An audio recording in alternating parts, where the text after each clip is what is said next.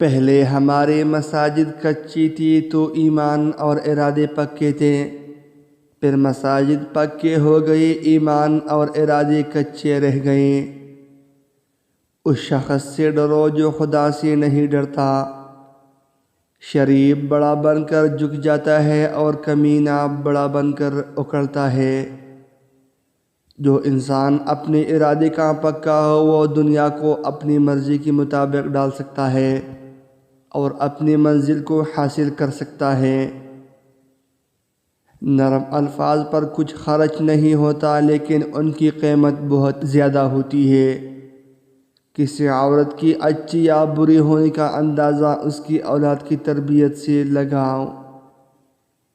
عورت صرف 4 چیزوں کی بھوکی ہوتی ہے: اول تعریف، دوم دنیا کی سیر، سوم عیش و عشرت، چہارم محبت۔